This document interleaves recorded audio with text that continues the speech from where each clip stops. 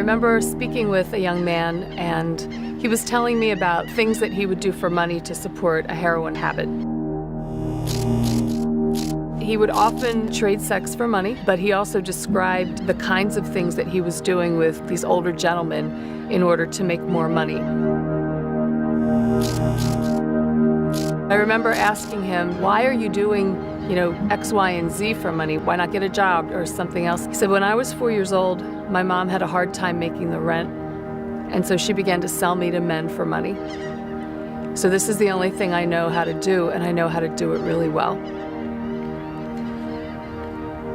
And what do you say to that, It really hurt my heart.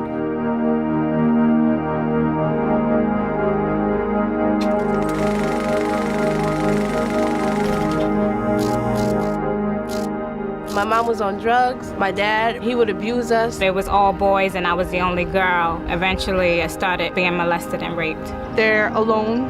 I was pretty much living in abandoned houses and living with friends. They're unrecognized. I could have been walking down the street right next to you and you would never know I was homeless. And they're unloved. I never really hung out with my parents because they didn't really have that much time for me. Is this real, what happens to youth that no one ever thinks about? They have dealt with situations that none of us should ever have to deal with at a young age. My mom let this man stay in our house. One day he came into my room and he touched me. Often when you hear the word homeless, you might picture a bag lady or some crusty-looking guy. And that's often not it for them. People often forget that young people can be homeless. I had to wear the same school uniform every day, and I try to act at school like I wasn't homeless. I've really learned that anybody can be homeless.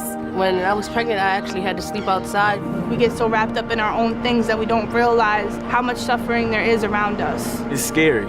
It's a scary position to be in.